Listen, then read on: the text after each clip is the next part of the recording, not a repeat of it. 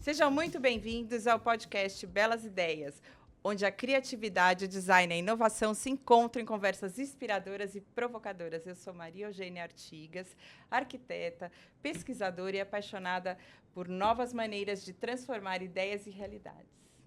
Eu sou Gabriel Menezes, profissional de Branding e Design, professor aqui na pós-graduação da Belas Artes, e eu queria convidar todos a compartilharem e acompanharem o Belas Ideias Podcast, que é uma iniciativa dos alunos do mestrado aqui da BA, em comemoração aos 100 anos da faculdade, e também uma parceria com o NEI, o Núcleo de Empreendedorismo aqui da Belas Artes. Eu espero que vocês aproveitem esse papo e interajam com a gente. Hoje, a nossa convidada é uma referência internacional quando se fala em transformação digital. O currículo dela é extenso. Renate Fuchs, engenheira de produção, Managing Director da Indústria X da Accenture Brasil, especialista em Indústria 4.0 e robótica. Ela também é vice-presidente da VDI, onde lidera o programa Industry for Her, voltado para mulheres engenheiras. E spoiler, ela adora pilotar drones. Viguetes. Danke, mir geht's gut. Und dir? Obrigada, eu estou muito feliz de estar aqui. Agradeço o convite. Para quem não entendeu, né, o nosso papo aqui teve uma parcela alemã, sou brasileira alemã, e já tivemos algumas conversas por aí em alemão. Então, vamos começar com a Indústria 4.0, que é um assunto bastante polêmico e as pessoas não têm um pouco de noção do que seria. Eu gostaria que você explicasse para a gente didaticamente e o que é a Indústria 4.0. Não, legal. Vou tentar falar de uma forma simples, né? 4.0, porque se trata aqui da quarta revolução industrial, né? Todas as revoluções industriais trouxeram transformações para a maneira que a gente opera, ou manufatura, né, produtos, ou cria produtos também, né? E quando se trata da indústria 4.0, a gente está falando de um grau de digitalização e automação que traz inteligência, conectividade para todas as fábricas e operações, né? Então, aqui a gente não está falando de sistemas ou até de automação e robótica, que ali eu já estaria falando até de uma indústria 3.0, né? São tecnologias que já existem há muito tempo.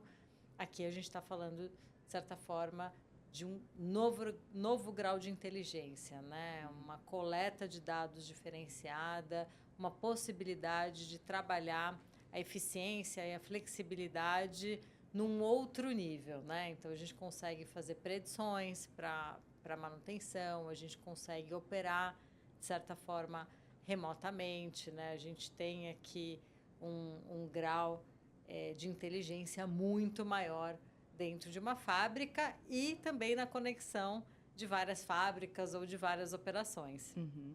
E o Brasil, como é que ele está nesse cenário? O Brasil está entrando nesse cenário, né? Obviamente, quando se trata de empresas globais, de maior porte, né? Essas iniciaram antecipadamente, mas eu vou trazer aqui só números em relação à robótica especificamente, que vão demonstrar um pouco mais onde o Brasil se insere nesse cenário, né? Porque eu acho que são números muito bons. Quando a gente fala de robótica industrial, né, e ela vem se destacando cada vez mais, e agora com inteligência, acho que é um tema que está entrando numa nova ascensão, a gente tem um indicador que se chama densidade robótica, né? Que ele traz o seguinte: quantos robôs você tem a cada 10 mil funcionários, né? E aí, quando a gente olha para essa densidade robótica, a gente tem, por exemplo, uma Coreia do Sul, que tem um robô a cada 10 funcionários. A gente tem China e Alemanha, que tem um robô a cada 20 e poucos funcionários. E aqui no Brasil, a gente está falando de 18 robôs para 10 mil funcionários, né? Nossa! Ou seja, uma densidade muito baixa. se esses países parassem de comprar robô e a gente continuasse nesse mesmo ritmo que a gente tem hoje, né, para tentar alcançar o nível deles, a gente demoraria centenas de anos para alcançar, né? Nossa. Então, isso mostra um pouco do investimento em CAPEX, né, colocado na indústria através de uma das tecnologias, né? Então, o que eu vejo hoje em dia é que a maior parte das empresas está tentando entrar na indústria 4.0, testando algumas tecnologias, mas ainda no que a gente vê como um voo de galinha, né? Que são as famosas POCs, né? A POC, o que que é? Eu vou testar uma tecnologia de forma, né, mais controlada, então vou testar, de repente, uma inteligência artificial para fazer, por exemplo, alguma manutenção preditiva, por exemplo, mas eu não consigo aportar isso em escala, né? Que é onde vai dar o maior ganho. Então, eu vejo que o Brasil ainda está mais nos testes do que, de fato, né, na conclusão de estratégias completas de indústria 4.0. Legal. Você estava comentando sobre as diferenças entre os países. A gente sabe que a sua trajetória é marcada por esse contraste de industrialização nas nações que você já passou, por onde você já passou. Você falou um pouquinho da Alemanha. Tem um spoiler aqui que a Maria Eugênia me passou sobre o Vietnã. Eu queria entender um pouquinho como é que é a diferença entre o que você vê na Alemanha, o que você vê em contraste no Vietnã, por exemplo, e como isso pode ser comparado aqui no Brasil. E com uma curiosidade a mais, como é que ficam os profissionais das diferentes áreas nesse cenário? Você acabou de falar da densidade robótica baixa aqui no Brasil, mas a longo prazo acho que a tendência é que isso vá aumentando. E como é que quando vocês estudam as indústrias, a indústria 4.0, vocês pensam também o impacto que isso traz nos profissionais, como eles podem se preparar melhor? O que você pode dizer para a gente? Sim, não, sem dúvida. Bem, eu passei, né, por muitos países. Eu saí do Brasil com 15 anos, fui para a Alemanha, estudei engenharia de produção lá. Trabalhei como operadora todas as minhas férias, então, apesar de estar morando na Europa, nas minhas férias, de fato, eu não ia viajar por aí. Eu trabalhava na fábrica da ZF, fazendo atividades repetitivas, né? Ou picking de peça, enfim, já fiz várias atividades. Foi lá que eu comecei a entender o que era um sistema de produção e entender também níveis de automação, né, de digitalização. Depois eu fiz um semestre da faculdade no Vietnã, que foi um semestre muito focado também nas fábricas do Vietnã, né, que obviamente são fábricas muito mais manuais, né, tem um custo baixo de mão de obra. A gente sabe que muitos produtos que a gente compra acabam vindo de lá, né, ou da própria China, por conta desse fator. E aí, pelo menos naquela época, né, o Vietnã estava muito mais manual, né? Fiz também um semestre de estágio na Espanha, né, numa fábrica, numa joint venture da ZF com a Fiat Powertrain, onde eu pude ter também mais uma visão, e depois trabalhei, né, a partir do momento que eu entrei em consultoria, logo após a faculdade, acabei tendo acesso a muitas operações, muitas fábricas, não só no Brasil, na América Latina, Estados Unidos e Europa, né? Então, o que eu posso dizer sobre isso é que, sim, existem níveis de maturidade completamente diferentes, né? Acho que a pressão por eficiência, hoje por flexibilidade, né? E por que flexibilidade? A gente está tendo um aumento de SKUs, né? Que são números de produto, até porque cada vez mais queremos coisas customizadas e personalizadas, Sim. né? E a fábrica tem que lidar com esse volume diferente de variações ou de produtos, né? Então, essa flexibilidade, ela é importante, né? Então, essas maturidades são diferentes, todo mundo está buscando a mesma coisa, né? Obviamente, onde a gente tem um custo de mão de obra mais alto, é mais fácil você conseguir business cases positivos em relação à digitalização, à própria automação, né? Nos países onde, e principalmente nas empresas onde existe um capital né, na mão para poder fazer investimentos nesse sentido, o negócio flui mais rápido do que talvez alguns países aqui, como, né, o nosso, que são países ainda em desenvolvimento, né? O que é importante dizer sobre isso, né? A jornada 4.0, ela pode funcionar para uma empresa pequena, uma empresa média, uma empresa grande, com níveis maiores ou menores de maturidade, né? Acho que o interessante é entender sempre qual que é o objetivo, qual que é o valor que a digitalização, a automação, a inteligência podem agregar e criar uma jornada, né, para conseguir fazer isso. As empresas que estão no nível mais digitalizado, mais automatizado, vão ser aquelas empresas que vão testar sempre as novas tecnologias em ascensão e vão pensar em programas que possam ser depois escalados para outras fábricas, outras regiões do mundo e assim por diante, né? E as fábricas que não têm, né, que estão num nível um pouco mais imaturo, vão começar a trabalhar naquilo que é mais fundacional, né? Que é a integração de sistema, né? Como obter dados. Acho que essa parte, né, é um caminho árduo, né? Até você conseguir, de fato, aportar inteligência, você precisa ter primeiro acesso a dados, né? Então, eu vejo que o grande ponto aqui é entender o objetivo, entender onde vai agregar valor e criar uma jornada que se adeque àquilo que a empresa pode, naquele momento, investir. Né? Muito legal. Maria Eugênia, antes de continuar, eu queria lembrar um pouquinho que a fala dela agora, falando um pouco dos dados, falando das diferentes maturidades das empresas. A gente começou falando de nação, mas ela comentou dos diferentes portes de empresa. Eu estava lembrando das discussões que a gente tinha quando a gente surgiu com a ideia do Belas Ideias, lá nas aulas do mestrado, e a gente sempre analisava questões de design do ponto de vista industrial, e eu trazia aqueles insights do marketing, né? E você tocou num ponto que eu achei curioso destacar aqui, porque boa parte da nossa audiência vem da economia criativa, até por conta dos cursos aqui da Belas Artes. E a gente fala muito do fenômeno da cauda longa no marketing, da customização, de focar em nichos, de conseguir trazer uma personalização maior para o consumidor, e é difícil a gente ver alguém tocar no ponto que você tocou, da maturidade industrial para permitir isso. Então, a gente vê cases como o da Nike ou de empresas de cosmético de fora do Brasil, e lá funciona maravilhosamente bem. Você customiza pelo site, retira na loja, você consegue fazer uma jornada híbrida. E aqui a gente vê que esses cases não chegam, pelo menos não para todos no mercado, e esse gancho é interessante, porque o que eu vejo da parte do marketing, da parte do brand, é que os dados ainda escapam da mentalidade tanto dos empreendedores quanto dos profissionais. Às vezes não é sobre tecnologia, né? A gente falava muito sobre comportamento também nas discussões, como a gente ter esse olhar. E aí você acredita que esse profissional, tendo esse olhar, mesmo numa realidade que não tenha tecnologia ali aplicada, ele consegue, em pequenos passos, caminhar rumo a esse ideal que a gente vê nos cases? Eu acho que o primeiro ponto a gente tem que produzir aquilo que as pessoas estão demandando. Sim. Né? E fato estamos demandando mais.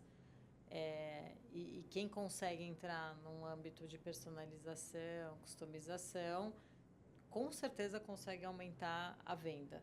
Né? E principalmente fidelidade. Então, tem vários aspectos importantes aí. Até porque a né? customização é cara, né? Ela é cara. E quando a gente pensa assim na fábrica, né? E produção em massa, você tem ali já uma estrutura, você tem um maquinário e você não, né? Você tem uma fabricação muito rápida. Né? Se a gente falar de bens de consumo em especial, né? A produção sai ali, a cada né, poucos segundos está saindo produto da linha. Então, não é tão fácil customizar. Né? Tem 2 pontos aqui que eu acho que a gente consegue tocar. Né? É olhar, de fato, o desenvolvimento de produto como um todo e a fabricação. E aí você tem a parte de P&D, né, junto com marketing, que tem que entender as tendências, o que as pessoas querem e propor novas soluções. E, do outro lado, tem a operação, a fábrica, que tem que ver se consegue entregar e entregar num custo baixo. Com né? certeza. Porque as ideias podem surgir, mas para você poder fabricar isso, praticamente inviável a partir de um business case, porque você não está olhando o que é possível, né? Então, tem algumas coisas que podem ser feitas, pouquíssimas empresas fazem, tá? Uma existe uma metodologia que você pode mapear exatamente o que a fábrica tem de assets, assim, quais são as texturas que podem ser executadas, os formatos, as embalagens, e tentar traduzir isso para uma equipe de P&D, né, uma equipe de marketing, na linguagem deles, para que eles possam, a partir das tendências, criar novos produtos ou novas embalagens, né, que deixem a nossa vida um pouco mais fácil, a partir disso que já existe, né, e que vai ser menos custoso de poder trazer para o mercado, e você consegue trazer para o mercado de forma mais fácil, né? Mas, infelizmente, hoje não existe essa comunicação, porque se falam ali línguas completamente diferentes, né? E a outra coisa é pensar em formatos de manufatura que não dependam somente da fábrica, né? Porque eu posso customizar em outros lugares. Vou dar 2 exemplos interessantes aqui, inclusive exemplos do Brasil que a gente mesmo fez e executou a partir da Accenture, né? Um exemplo é você customizar dentro do centro de distribuição, né? Então, ali você tem um pouco mais de flexibilidade, né? Você já tem a saída dos produtos da fábrica e você customiza ali. O exemplo é da Dolce Gusto, né? Não sei se vocês tomam café ou chás da Dolce Gusto, mas Dolce Gusto tem, sei lá, uns 50 sabores diferentes, né?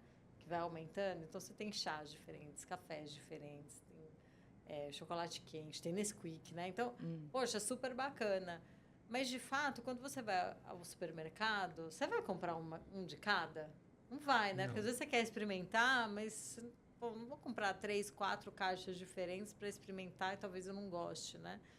Então, algo que a Nestlé fez nesse sentido foi pensar, poxa, como é que eu consigo criar caixas customizadas de sabores Dolce Gusto? Então, você tem a possibilidade de, através do e-commerce, comprar caixas de 50 ou 100 cápsulas customizadas.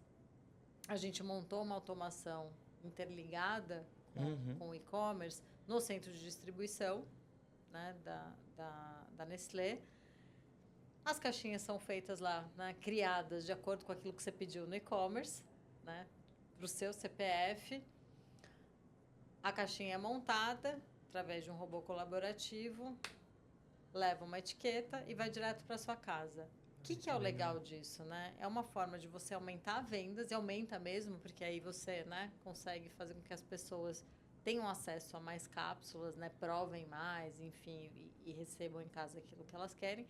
E você começa a ter também um contato direto com o consumidor, que é difícil para essas empresas, né? Porque você tem o varejo no meio.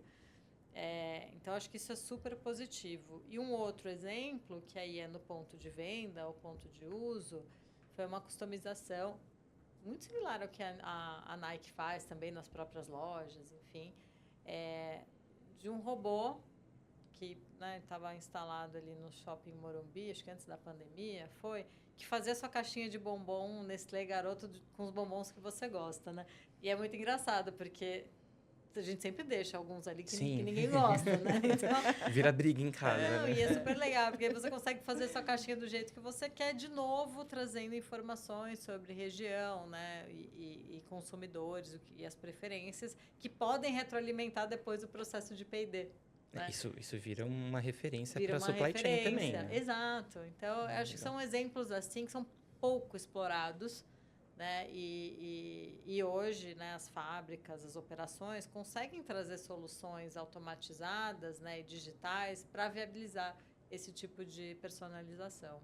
Muito bacana. E aí, desculpa, né, que você me perguntou 2 vezes sobre as pessoas, né? Como é que a gente treina as pessoas. Assim, fato é, né, com todo esse novo aporte de tecnologia e a substituição de mão de obra, né, por automação, existe uma necessidade muito grande de upskilling, né, de trazer novos treinamentos, de mudar o conhecimento das pessoas que você tem, e ressignificar, né, para que você possa ter aqui uma melhor utilização dessas tecnologias, um melhor conhecimento sobre o consumidor final, né? Então, acompanhar essas tecnologias, a instalação delas, a implantação e trazer os funcionários para perto disso, né, treinando, né, para as novas tecnologias, a colaboração com essas novas tecnologias é algo essencial.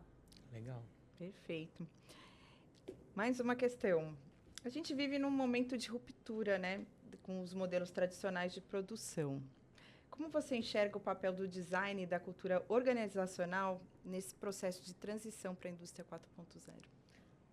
É totalmente imprescindível, porque implantar tecnologia só porque você quer implantar tecnologia não funciona se você não tiver um desenho de processo bem resolvido, né? Então, se você coloca dentro de um sistema dados ruins, ou você não conecta isso com o processo, o que vai sair do sistema, o que vai sair de recomendação e decisões do sistema, também vai ser ruim, né?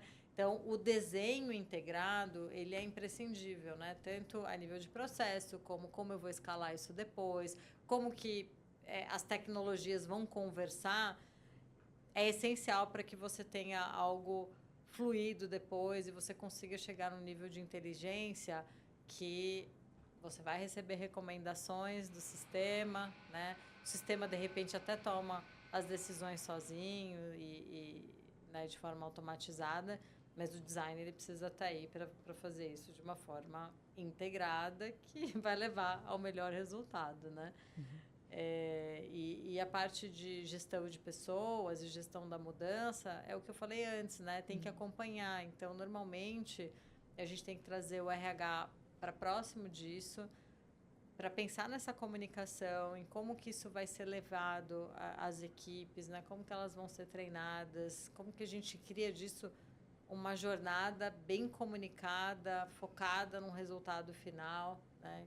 Que vai ser levado aqui a todos os níveis da empresa, né? Desde o C-level, níveis de gestão e também no chão de fábrica. Eu acho que você tocou num assunto, já amarrou várias coisas que a gente conversou desde o começo, mas você tocou num assunto aqui que a gente estava alinhando nos momentos de briefing aqui, que foi muito legal. Inclusive, a parte interessante de fazer um podcast é que as ideias, antes de chegar aqui propriamente dito e conversar, a gente ficou explodindo ali de ideias durante vários dias. E uma preocupação que sempre aparecia, a gente não sabia direito aonde encaixar essa pergunta, e que a gente já tocou aqui na conversa, é como é que isso atinge as pessoas. Você falou um pouquinho, ao falar do design, como você prepara as equipes para pensar em processo, porque, afinal, o design não é só produto, design é processo, design também é comunicação, é identidade. Mas existe uma preocupação muito grande, acho que por parte da maioria das pessoas, de ser substituída por processos digitalizados, por inteligência artificial agora. Acho que desde novembro de 2022 para cá está todo mundo meio receoso, testando tudo que é possível com as IAs que vêm chegando para a gente. E aí, assim, a gente está, de novo, num contexto de economia criativa, aqui na Belas Artes, no que a gente esbarra no dia a dia do mercado. Ela é arquiteta, eu também trabalhando com design e branding, a gente acaba esbarrando nisso. Como é que fica a junção dessa qualificação das pessoas e uma preocupação de inclusão social para não deixar boa parte de nós marginalizados? Porque tudo que você falou é muito interessante, é muito importante, mas a gente sabe que são poucas as empresas que realmente se preocupam com essa unificação das equipes, alinhamento, treinamento, tudo aquilo. Como é que a gente faz para não ficar à margem disso e que, pensando no indivíduo, não nas organizações, o que a gente tem que buscar, independente da área que a gente esteja, o que você recomenda para as pessoas buscarem desenvolver nelas mesmas para conseguir navegar melhor e, inclusive, ter novas ideias para soluções que ainda não são a realidade de hoje? Porque, eventualmente, uma coisa que uma indústria digitalize e tire do padrão, alguém pode ter uma sacada ali do outro lado e começar a caminhar para uma outra direção e agregar valor. Que dica que você dá com essa visão que você tem hoje? Bem, o que está acontecendo, né? No fim das contas, a gente está realmente vivendo num período de bastante revolução. E se a gente pensar, no fim das contas, nós estamos ficando mais velhos e o nosso conhecimento está ficando obsoleto muito rápido, né? Então, a primeira coisa é, aquilo que a gente aprende na faculdade não vai ser aquilo que a gente vai usar no dia a dia, né? Nunca foi, para falar a verdade, né? Nunca foi, já não foi, porque realmente não. Não. Tá? Mas, no fim, você, assim, o conhecimento que você tinha, antigamente você usava pelo menos um período de 10 Sim, anos, sim. né? E aprendendo algumas coisas. O aprendizado agora, ele está muito mais dinâmico, muito mais, né? Então, a gente tem que se abrir para o aprendizado dinâmico, aprendizado contínuo. Essa é a primeira coisa, né? Então, a dica é, primeiro, manter, né, uma visão holística e se manter aberto para aprender, né? Esse eu acho que é a parte principal. E aí, realmente, quando a gente pensa na sociedade, é preocupante porque a gente, no fim, não quer que exista um grupo de poucas pessoas que estão conseguindo, né, seguir isso, até por certos privilégios, e o resto da sociedade não consegue acompanhar, né? No fim, eu acho que a gente tem que ainda permanecer com programas que possam ser mais inclusivos em relação à sociedade, né? E principalmente pensar em novos modelos educacionais que levem as pessoas a um novo modelo de aprendizado, né? E de possibilidades. Então, eu acho que isso é bastante imprescindível porque o momento está assim, né? Sim. Então, a cada dia, a gente está recebendo novas informações e novas tecnologias que vão poder mudar a forma com que nós trabalhamos e poder conhecer um pouco disso e utilizar desse conhecimento para criar novas ideias vai ser essencial, porque a criatividade é algo muito único, humano, né? Então, a gente pode, sim, pegar recomendações, vamos usar o ChatGPT, entre outros programas e plataformas interessantes, mas trazer a nossa visão, a nossa experiência, né, de poder concatenar uma série de informações em novas ideias, é algo muito único nosso, é uma oportunidade muito boa agora de acelerar, né, aquilo que a gente precisava de tanto tempo para poder obter informação, pesquisar, saber quem está fazendo o quê, né? Isso acho que a IA consegue nos ajudar e com isso a gente poder usar o nosso tempo para criar, né? Criar, desenhar e implantar novos temas. Você tem bastante isso em casa? Tenho. Compartilhem, agora piada interna. Não, meu namorado é um publicitário extremamente criativo e é o tipo de pessoa que solta ideia a qualquer momento, né? Então, isso vem da criatividade, né? Própria do ser humano, do repertório que ele criou, né, durante tantos anos. E é difícil aí chegar aí nesse nível de né, concatenar todas essas ideias e criar, né? Por isso que eu acho que é importante o tema da criatividade e assim, a gente poder utilizar dessas novas tecnologias para cortar um caminho, mas dar um salto, né? Em novas possibilidades de negócio, né? De design que a gente tem pela frente. Até na criatividade, né? Não, e vocês comentaram aí da sua casa, você e seu namorado, da ideia, vocês ficam discutindo isso, mas a gente tem que lembrar também que esse digital, a gente está falando de indústria, mas falando de comunicação, todo mundo conectado, vamos falar com alguém que é da Europa, alguém que é da África, da Ásia, sei lá, com quem que você se relaciona nas redes sociais e trocar ideia, cada um com o seu background, cada um com o seu know-how e a gente vê soluções assim nascendo a todo momento, né? Sem dúvida. O problema que está acontecendo agora, a gente já sempre falou muito de saúde física, emocional e mental, né? Saúde mental foi grande tema, especial também na pandemia.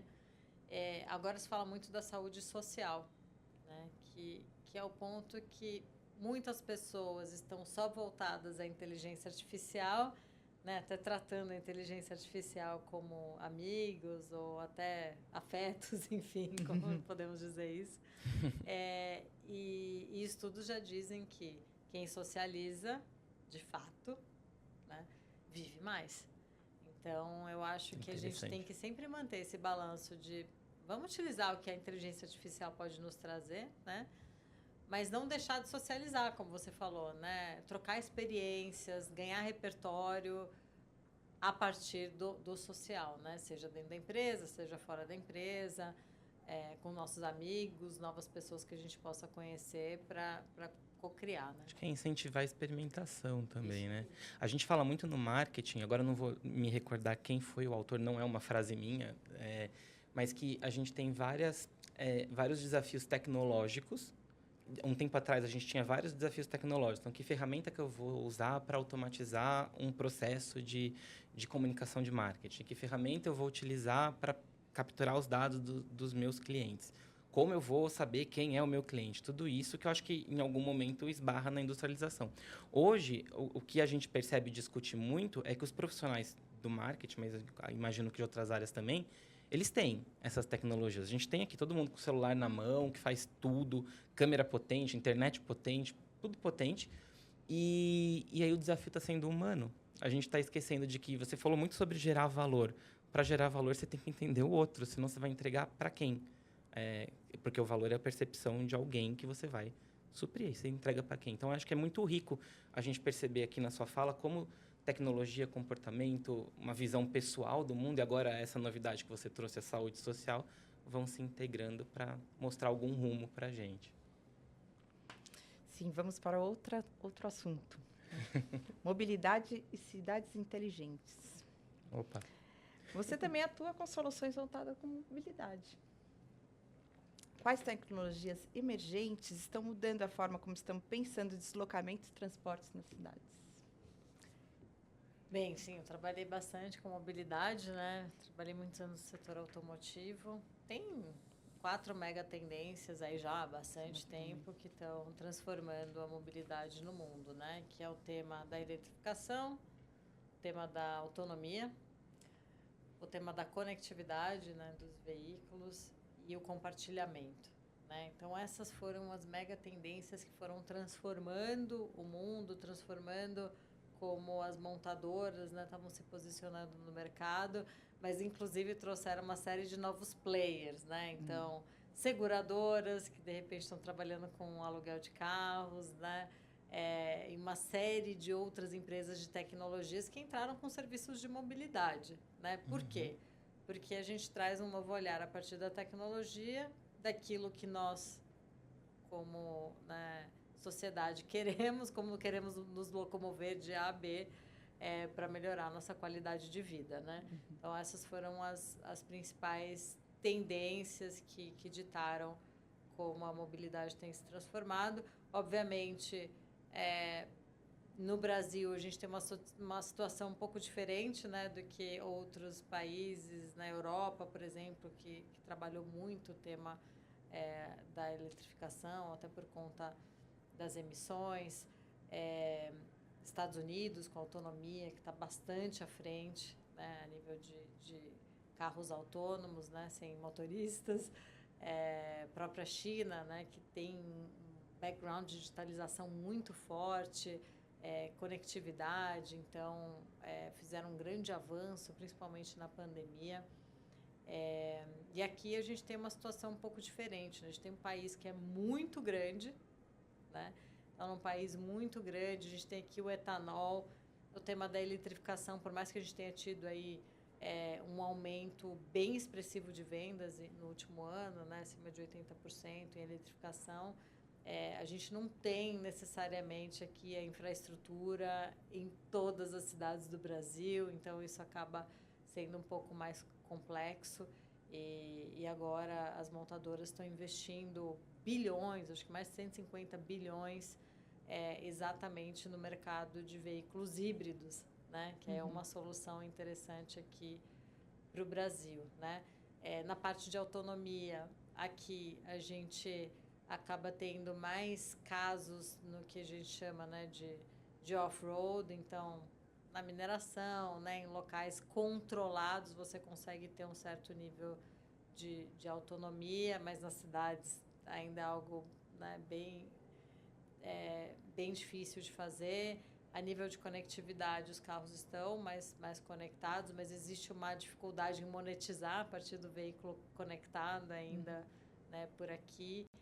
E a nível de compartilhamento ou novos serviços de mobilidade, a gente viu aqui no Brasil algumas empresas, inclusive, né, fora as montadoras, montarem serviços de aluguel de carros, né? Então, as locadoras, né, empresas de seguro, bancos, né? Então, a gente chegou até aqui bastante coisa nesse sentido, né? A nível de micromobilidade urbana, acho que aqui em São Paulo, especificamente, ou alguns centros urbanos, a gente tentou bastante a questão dos patinetes. Eu vi que eles voltaram agora de novo, né? Ou bikes elétricas, é algo que é bastante difícil. E mesmo carros compartilhados, porque a gente tem uma cidade muito ampla, né? Você tem que ter a manutenção de tudo isso, operação, então não é algo tão simples de fazer, né? Uma então, questão de segurança também, né? Exato, segurança. Então, a gente tem umas dificuldades aqui específicas, né? Que vão moldando um pouco por onde a gente anda, né? Algo que a gente, acho que tem uma evolução bastante bacana é na questão dos eVTOLs, né? Das aeronaves de decolagem e pouso vertical, né? São aeronaves elétricas. Inclusive, a Embraer, né? Com a Iver, vão lançar um eVTOL, né, super legal. Então, a gente está no pioneirismo, né, de aeronaves nesse sentido. São o que o pessoal chama de carros voadores, tá? Mas quem é do ramo sabe que assim, é uma manchete boa, mas não é um carro, né? E por que as pessoas não gostam de falar que é um carro? Porque, de fato, é uma aeronave com uma série de regulamentações, né? Então, é muito complexo trazer isso ao mercado, mas a gente tem um caso aqui de uma aeronave específica que vai sair. E o Brasil hoje, em especial São Paulo, né? São Paulo acho que é a cidade com a maior frota de helicópteros do mundo, né? Então, a gente tem aqui uma infra legal para trabalhar esse tipo de solução e, de fato, uma demanda, né? Com o trânsito que a gente tem. Mas essa Você chegou a testar um eVTOL, não chegou? Eu já entrei em alguns protótipos, né? Eu nunca voei em um, até porque isso aqui é relativamente novo, né?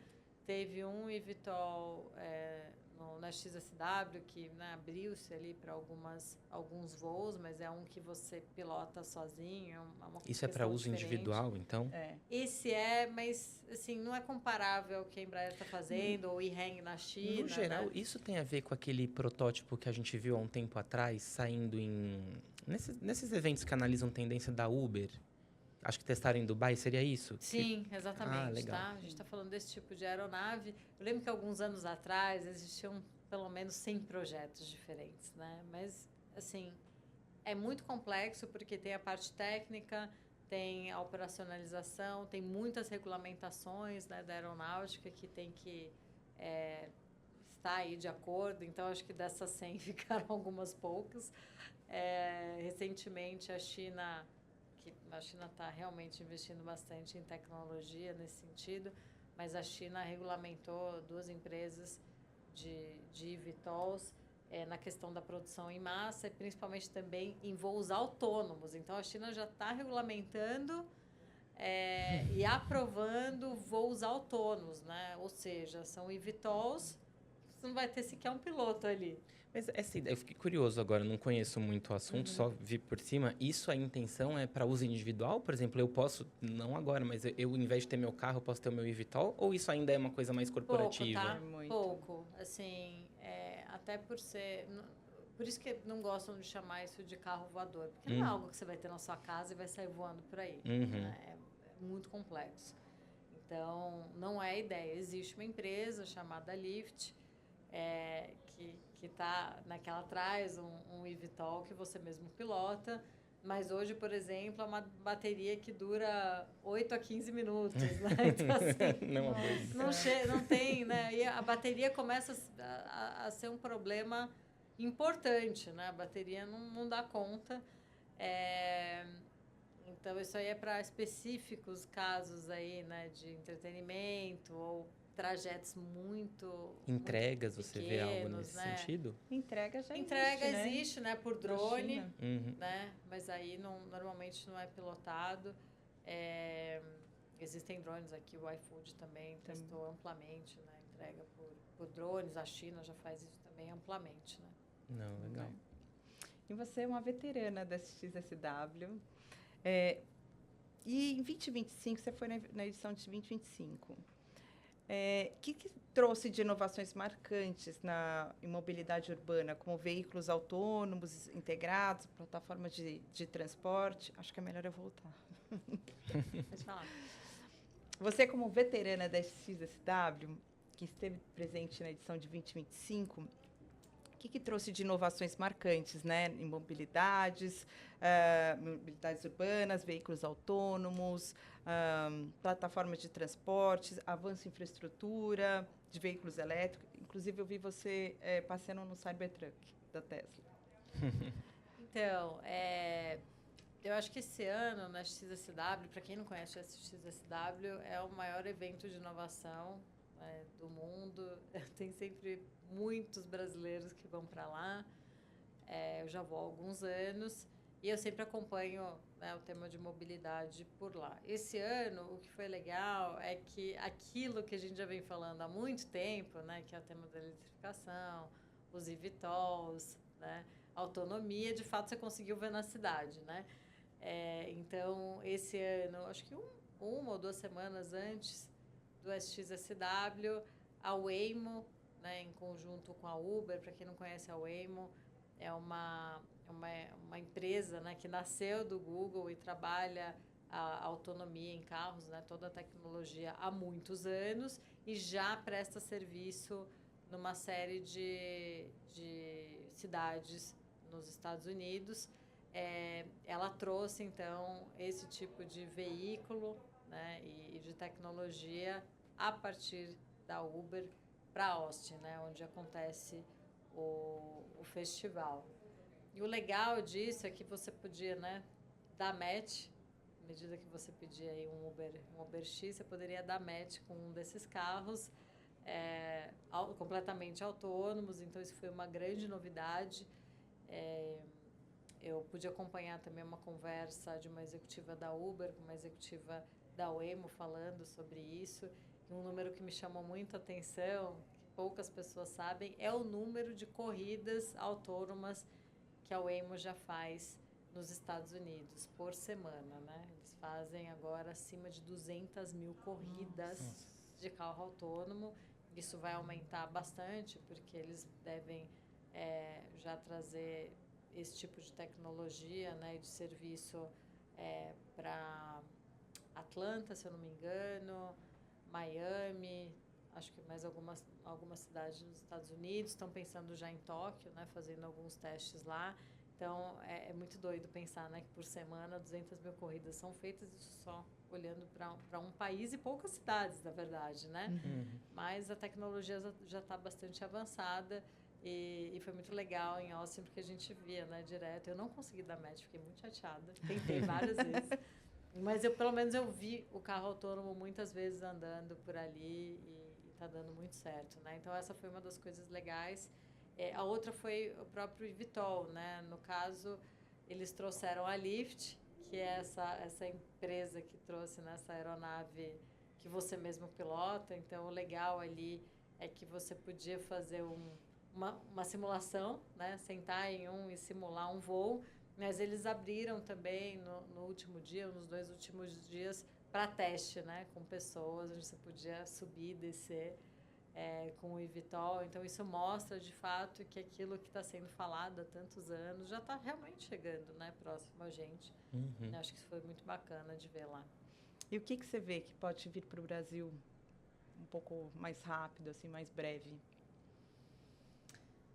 Olha, eu acho que os eVTOLs, a gente tem uma possibilidade muito breve. Eu acredito que a IVE vai trazer aí no final do ano que vem já os primeiros eVTOLs produzidos. Estão produzindo em Taubaté, aqui no Brasil. E, de fato, São Paulo, né, como eu disse, por ser uma cidade com infraestrutura, que já tem uma série de helicópteros por aqui, eu acho que a gente sim, uma cidade para ter isso implantado mais no curto prazo do que eventualmente outras cidades no mundo. Obviamente China, né? Acho que Emirados Árabes por ali, Dubai devem trazer também mais rapidamente essas soluções para o dia a dia, né? Com casos de usos diferentes. Eletrificação já está aqui, né? A BYD, por exemplo, fez uma abordagem muito agressiva de vir aqui para o Brasil, né? No primeiro ano, eles já estavam com 3% de market share, só trazendo, nem produzindo aqui, só trazendo os veículos da China para cá. E agora, no segundo ano, avançaram ainda mais a nível de market share. E com um carro que as pessoas estão gostando muito, né? Então, muitos Ubers já estão usando o BYD e a resposta deles é relativamente positiva em relação a isso, né? Então, eu acho que isso trouxe uma pressão. Eu lembro que eu conversei com vários executivos do setor automotivo, e aí, né? Como é que vai ser o tema dos elétricos? Todo mundo esperou um pouco para ver o que ia acontecer. E os chineses vieram com tudo, né? Por isso, agora, dos grandes investimentos das montadoras e dos fornecedores automotivos em sistemas híbridos, né? Que é o que vai funcionar melhor aqui no nosso mercado, mas são investimentos muito fortes, né? Em novos modelos, novos veículos, novas linhas. Que estão vindo aqui para o mercado, né? Então, os chineses conseguiram abalar bastante com essa entrada bastante brusca e está tendo resposta aqui do mercado, né? Mas não vejo, por enquanto, autonomia chegando aqui fortemente. Veículos conectados já existem, né? Muitos para cá. Acho que já tem casos de uso relevantes, mas, como eu disse, ainda não tão bem monetizados, né? Eu acho que a gente tem que ter uma visão, me corrija se eu estiver errado, que agora eu estou... Uma observação completamente empírica aqui de uma experiência que eu tive recentemente nos Estados Unidos. Quando você vai para uma grande cidade, sei lá, Nova York, Chicago, você vê muito carro elétrico, você vê muito carro autônomo, inclusive já no dia a dia. Estados Unidos, país desenvolvido, que geralmente as pessoas comparam, né? Brasil fica patinho feio e esses países na vanguarda. Mas mesmo lá, quando você vai para regiões mais... não sei nem como dizer, porque não necessariamente interior, mas fora desses grandes centros, né? Sei lá, cidades universitárias, que você vai um pouquinho mais para uma parte que mescla um pouco a cidade com a universidade, também uma zona rural, você vê pessoas com acesso à tecnologia, porque a tecnologia está presente no país, está acessível para a maior parte das famílias. Você vê que não é um problema de dinheiro, não é um problema de letramento digital, mas é um problema de comportamento. Você não vê o elétrico lá, você vê aquelas caminhonetes gigantescas a diesel, a todo vapor para lá e para cá. Já nos centros urbanos você já vê o carro elétrico, automatizado. Então, eu acho que é um pouco de comportamento também, não é? Não é simplesmente a tecnologia... né? Ficar acessível. Mas aí a gente volta de novo para aquele tema, né? E mobilidade, de fato, quando você vai pensar nos produtos e serviços, você tem que olhar de forma regional. Aquilo que está sendo feito na Europa não necessariamente vai ser bom para o Brasil, nem para os Estados Unidos, nem para a China. Então, cada um vai levando ali aquilo que as pessoas precisam naquele momento, né? Então, por exemplo, nos Estados Unidos, de fato, né? Tem um movimento das pessoas, de repente, morarem fora dos centros urbanos, né? Que tipo de veículo elas vão precisar para isso, né? E aí, a oferta, né, de veículos de serviços, ela se adequa a isso. Como, por exemplo, na China, que você não tem espaço para estacionar praticamente, você precisa de carros menores, né? De talvez ali serviços um pouco diferentes, né? Então, o pensamento tem que ser sempre em relação àquilo que é a necessidade daquela região, né? Por isso que não dá para pensar de forma... né, atender um único nicho, você tem que pensar em formas abrangentes de poder, né, ter um portfólio adequado de produtos e serviços para um país como um todo, né? Já vi uma oportunidade ali para os criativos, para quem analisa o cenário, para quem acompanha, já ir adequando, né? Direcionar mesmo o uso. Você não encontra veículos elétricos em Montana, por exemplo, né?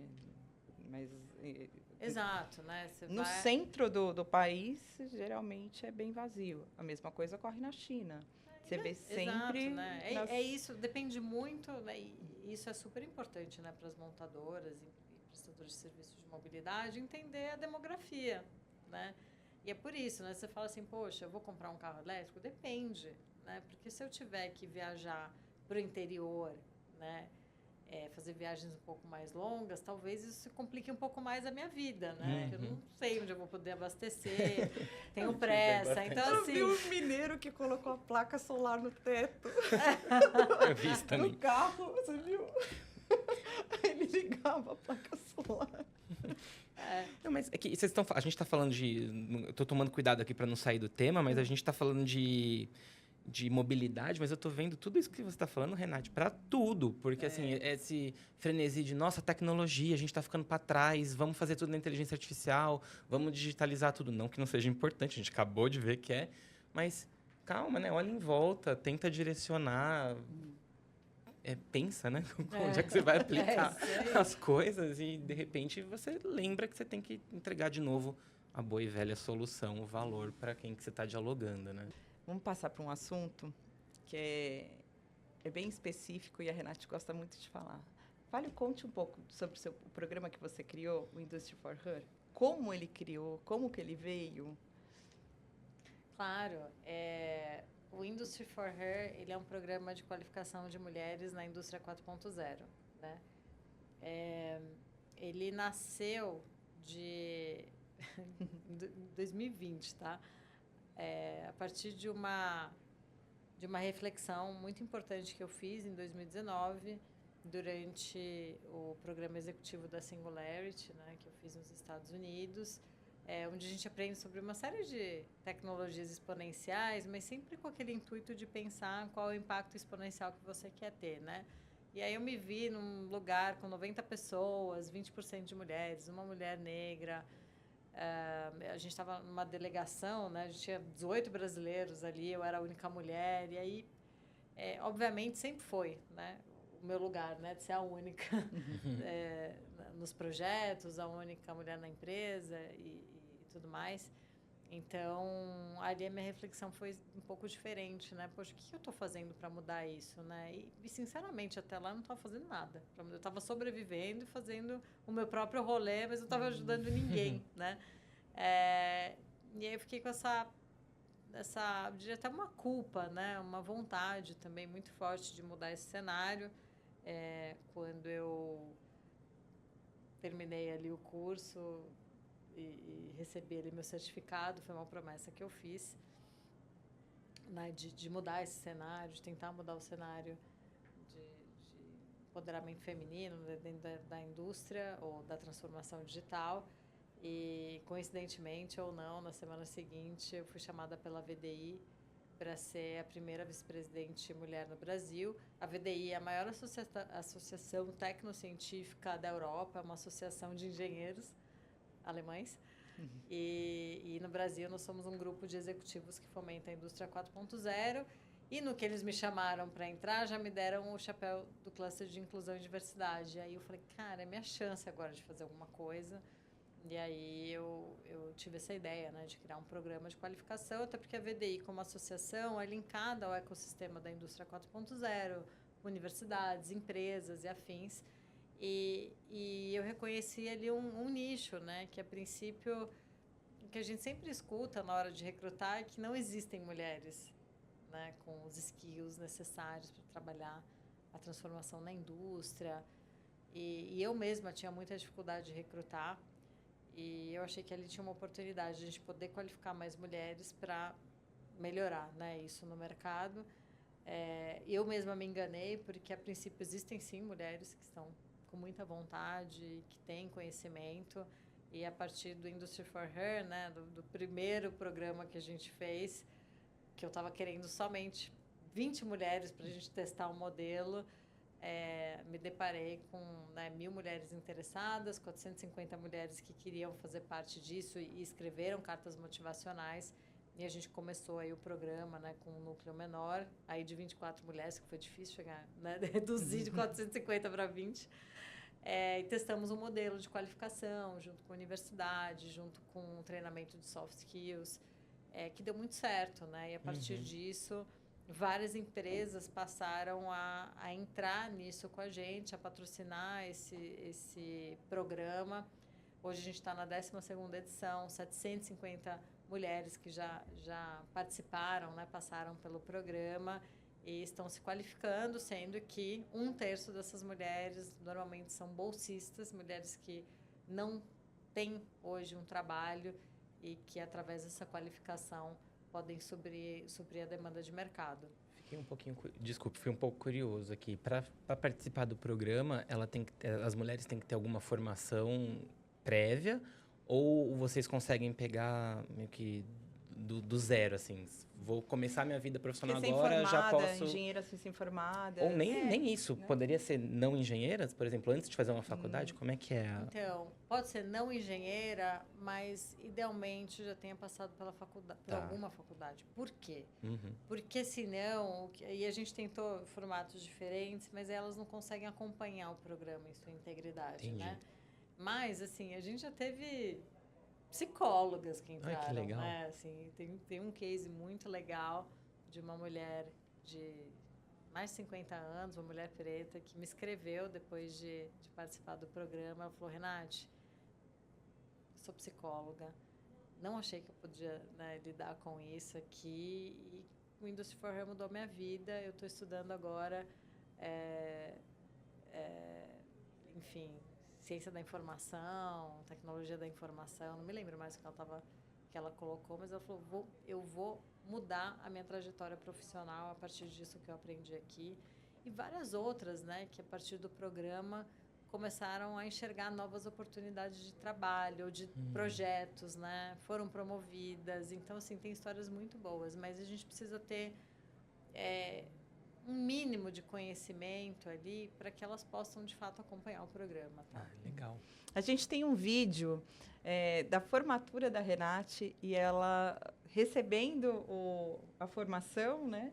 E falando sobre essa motivação para inspirar mulheres, né, na indústria. Vamos passar aí. Thank you so much for this amazing experience. I really will hopefully never forget it. And so I really believe that diversity is crucial for innovation. So my 10X vision is that I can inspire as many women as I can in taking leading roles in such important and profound discussions.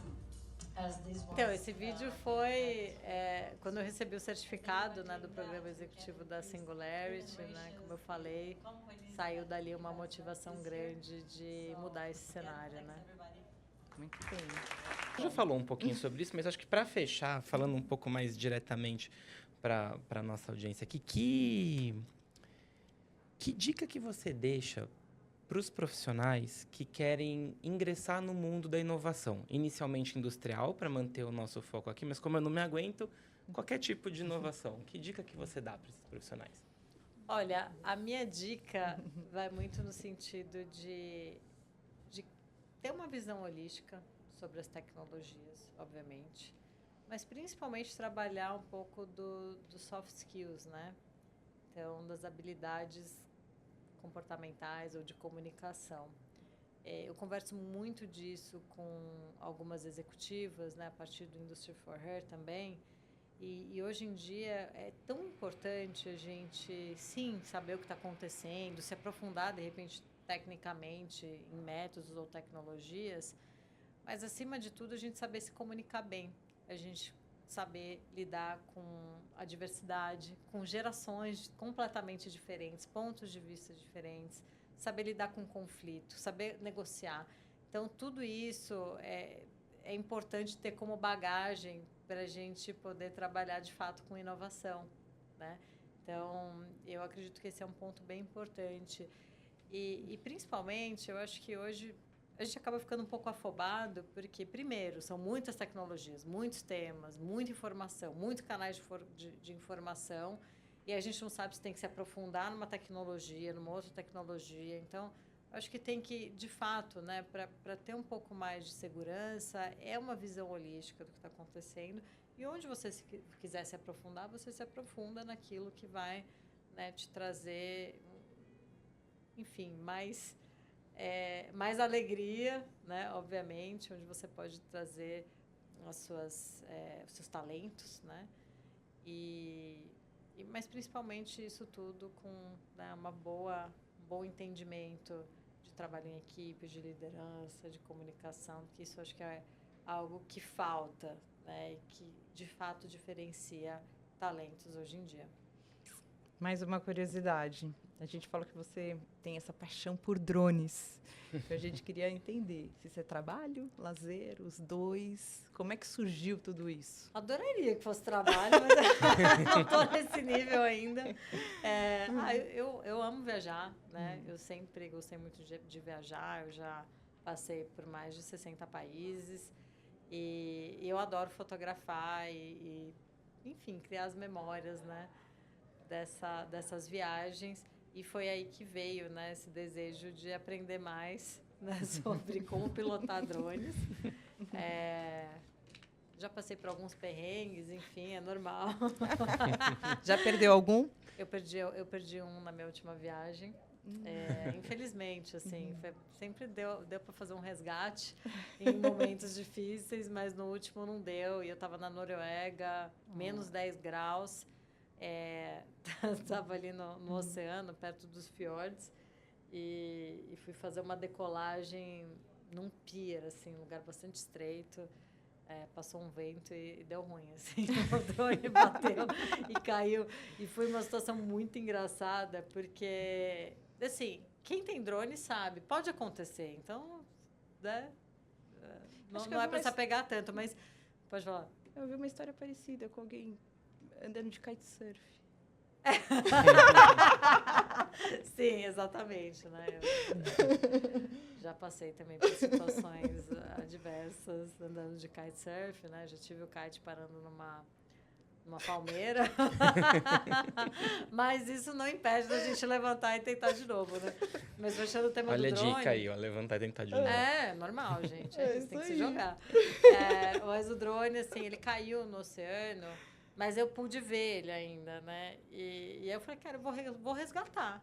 Tô aqui, não quero deixar ele aí. Mas quem como? sabe eu consiga resolver. Foi com redinha? Não, então, eu voltei ali pro pessoal do hotel. A gente estava numas cabanas ali, voltei pro pessoal do hotel. Falei, meu drone caiu ali, você tem uma galocha e alguma coisa para me ajudar a tirar? O cara falou, tenho. Eu falei, outra coisa, você deixa eu entrar na sauna? Ele falou assim, a sauna tá livre, pode entrar lá. O que eu fiz? Fui pra sauna, né, me aqueci, coloquei a galocha, fiquei de shorts com casaco, tudo mais. E entrei na água ali com uma redinha para resgatar o drone. E o problema é que, assim, eu já tinha feito banho gelado, então eu falei, vamos que vamos. Mas, assim, a água era rasa, né? Então eu entrei, sei lá, uns 150 metros andando ali, e a água em algum momento foi entrando na galocha. Aí começou a ficar bem gelado. Fui, resgatei o drone. Aí, para voltar, né? Que eu já estava com a água ali no joelho, a galocha cheia, né, de água gelada. Mas resgatei, lavei, né? Fiz o que eu deveria ter feito, até porque quando entra em água salgada, né, tem um perigo de oxidar. Trouxe de volta, levei para assistência técnica, mas de fato eu perdi. Não consegui. Mas pelo menos ele não ficou lá, né? Que você pena. ganhou uma história pra contar. Você deu uma história e vídeos, tá? Eu tenho esse vídeo. Eu não revelei esse vídeo ainda. Mas ele existe. Nossa, foi muito divertido. Foi muito bom. Estamos chegando ao final. Eu queria te agradecer, foi uma honra te ouvir. Obrigada por compartilhar tanto conteúdo inspirador. Dankeschön für das Interview. Bitte sehr. Obrigada. Eu que agradeço. Foi uma delícia estar aqui com vocês. Foi muito bom. E antes de encerrar, deixa pra gente um teaser do que a gente pode esperar dos seus novos projetos. Tem alguma novidade vindo por aí? O que você pode contar pra gente? Bem, eu tenho alguns projetos, né? Tem um programa no REC, né? Um quadro no REC do Multishow, chamado Um Toque de Tech. São entrevistas com mulheres à frente de tecnologias. Então, a gente está formatando, né, esse quadro. Já saiu o primeiro, né, que é uma entrevista com a Lívia Simões, vice-presidente de pessoas, cultura e sustentabilidade na Volkswagen Caminhões e Ônibus. E vamos ver o que vem por aí, né, nesse sentido. Acabei de dar minha primeira aula no programa executivo da Singularity no Brasil. Olha só, né? Depois de 6 anos que eu participei do programa, Industry For saiu de lá. Mudei de trabalho também, foi o ano que eu fui para a Accenture. Agora eu voltei, né, para o Singularity como professora convidada para o tema de robótica, né? Então, estou trazendo bastante conteúdo nesse sentido. E vamos ver, né, o que vem por aí. Acho que compartilhar conhecimento é algo essencial, né? E algo que eu gosto de fazer muito. Parabéns. Muito obrigada. Muito obrigado. Eu que agradeço. Bom, esse foi o nosso primeiro episódio do Belas Ideias Podcast. Eu espero que vocês tenham gostado. A gente começou com altíssimo nível, com a Renate participando aqui com a gente. Eu peço que vocês sigam a gente no Instagram, nas redes sociais, no YouTube e acompanhem os próximos episódios que a gente vai trazer convidados tão legais quanto a Renate para compartilhar com vocês ideias sobre design, inovação, tecnologia e maneiras de implementar tudo isso na nossa realidade. Até a próxima. Até a próxima.